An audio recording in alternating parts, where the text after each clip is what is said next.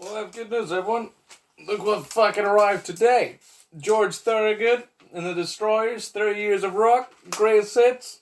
We're listening to that, and we're hopefully gonna finish this book. Let's go.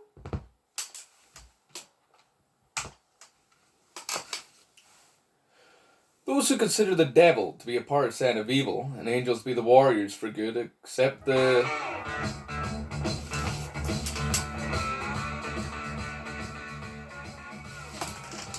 Those who consider the devil to be a partisan of evil and angels to be the warriors of good accept the demagoguery of angels. Things are clearly more complicated. Milan Kundera, The Book of Laughter and Forgetting. Chapter 7, The Carriage Town Clinic. Drowning in flies for the first time was hell. You never expect it, of course, but the first time was the worst. The most terrifying and the most real. Tiny, wiggling insects forcing themselves down your throat by the thousands. Every body cavity crammed with vibrating black dots. The beating of the wings in your belly, and the taste, like metal. Sort of like metallic dirt, if you can imagine. And then right before you die, before the burning sensation in your lungs becomes too intense and your stomach begins convulsing from lack of oxygen, darkness. You black out. And when you wake up, everything's normal. Like it never happened. But it did. The stillness of your hands and the scratches on your skin are the proof. The Carriage Town Clinic was on the bottom rung of Cleveland's psych wards. The kind of place where they put the homeless, the wayward, the folks with nowhere else to go and no way to pay. And it was more expensive for the state than prison. So most folks got one chance. Get better in a month and it's back to the streets. Or stay crazy and end up in the big house. It was a tough choice. Either independence or security. And many patients chose the latter. Me? I've always been a liberty or death kind of guy. So the plan was to enjoy my stay at the ward and then talk my way out as best I could. The thing I remember most about Carriage Town is the white. Everything was white. From the bed sheets to the walls, the doctors, the clothes they made you wear, to the tiles on the floor. And it was the first thing Alex brought up to me when we first met. You'd think a little color would cheer this place up, right? I'd take anything other than white, except red. Red makes me crazy. It makes me think of my Aunt Susie's apple orchard in western Pennsylvania. That place was hell, the worst you can imagine. Alex was a slight, friendly guy with a twitch, and he was batshit insane. Every day at 2 p.m. on the dot, he would run over to the nearest corner, curl up into a ball, and begin crying his eyes out, until one of the nurses helped him back to his room.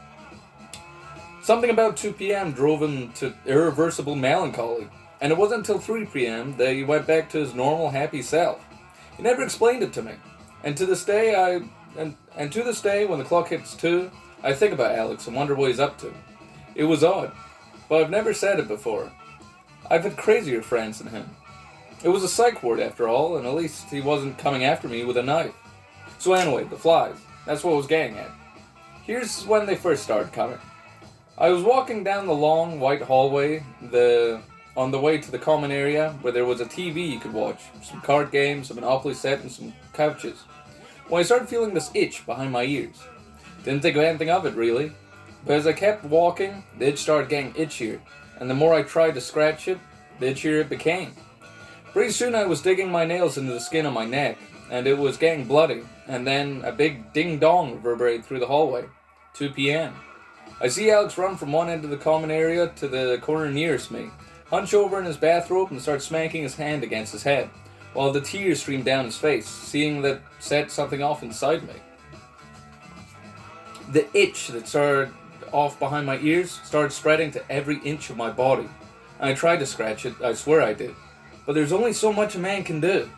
By the time the scratches on my arms turned bloody, something else started happening. From the center of the scratches, little tiny bubbles started forming. You ever see a poison ivy rash? It looked like poison ivy blisters that lined the body scratches on my skin. And then right before my eyes, the blisters burst, and out poured the flies. Thousands of them. And as they flew from my skin, they began blowing out the lights on the ceiling, turning the inescapable white into total and utter blackness. And I'll be damned. I could still hear Alex wailing, though I couldn't see him, with his sort of sound. It was just buzzing night, everywhere, with some sobs and moans thrown in for good measure. And then as quickly as they left my body, they began forcing themselves back into my body. When the first wave of flies entered my mouth, I tried to call out for a nurse, but all that came out was a garbled grrrn, and then panic. That devilish panic. The kind that happens when I think about Memphis. And then, when I couldn't take the suffocating no more, and it felt like my head was about to explode, zonk. Nothing. When I came to, I was lying on the couch in the common room. I could hear the sound of the television channels being changed, the soft click-clacks of two nearby patients playing checkers, and the shuffling of feet through the hallway. I rubbed the bleariness out my eyes, and the first thing I saw was Alex's smiling face, 2 inches from my own. He had pulled up a chair next to the couch and had been hovering over me, waiting for me to wake up.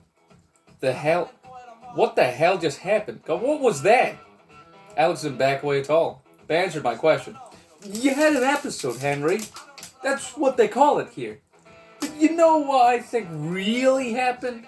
He leaned his head in close in sort of a conspiratorial manner, looked from side to side, making sure nobody was watching, and began talking under his breath.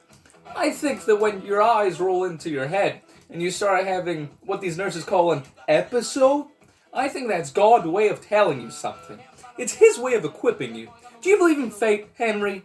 I licked my lips. They were dry and flaky, like I'd been awoken from a brutal hangover. I looked up at Alex and his unflinching smile and tried to wrap my head around what he was getting at. What do you mean by fate? You know, that we all have a predetermined course. Something that's been structured by a higher power. Like all those suicide bombers you hear about in the news. You don't think they'd take their own lives if they didn't think it was already written into the books, do you? Of course not. Those people are weapons, special weapons. Their actions are made on behalf of a loving God that wants them to do His work. I was just starting to regain full consciousness, and it was becoming clear that Alex was completely crazy. What the hell are you talking about, Alex? And where are the nurses? I nearly just died now. Calm down, Henry. Just hear me out. Now listen, I'm going to venture a guess that you weren't a very good person before you came here to Carriage Down Clinic. Drugs, maybe? Violence of some sort? Even murder? Relax. I don't blame you.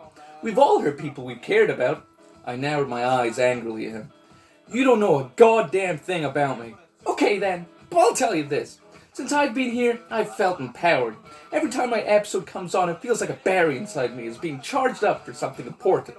And I'm ready to do something important. For God. I don't know what He wants me to do, but I'm ready to do it. I started to snap back in, but stopped myself. I looked at my hands. They were as still as a pilot's. Before I'd come to Carriage Town, my hands would shake as bad as a junkie's, day and night. And now that I thought about it, the episode with the flies left me invigorated. For the first time in years, I felt good about myself.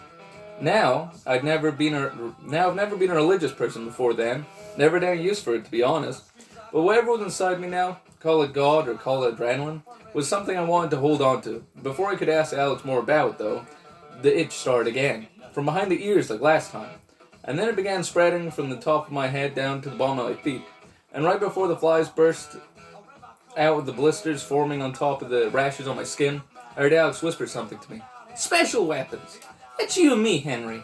God's special weapons. It still happens to this day on occasion, though I can sense it coming now. When I feel the itch, I brace myself and thank God for the gift He's about to give me. Of course, when my month review came up at Carriage Town, I didn't tell them a word about the flies, because they'd think I was crazy. And there's no way they'd let a crazy person back at the corner of Yulsid and 22nd by Trinity Cathedral, which was my home. First thing I did when they let me out was head to Trinity Cathedral, say hi to Frank the Bird. But somehow, my sense of direction got all messed up, and I couldn't find it. It was the damnedest thing. I thought to myself, you know what? All my life I've been on the run from one shithole to the next. Enough is enough. I'd never been to the sunny west coast, and I hadn't tried my luck at hitching since I was 14 years old, when me and Jimmy wanted to catch a ride to one of the Gulf beaches in the dead of summer. It was the craziest idea I've had to this day. Not $1 to my name or a meal in my belly, but with a flair for adventure and a wide open highway, I felt free. For a moment, I felt like a free man. With God's grace beside me and, well, importance at my fingertips, it was just for a moment, though. Chapter 8.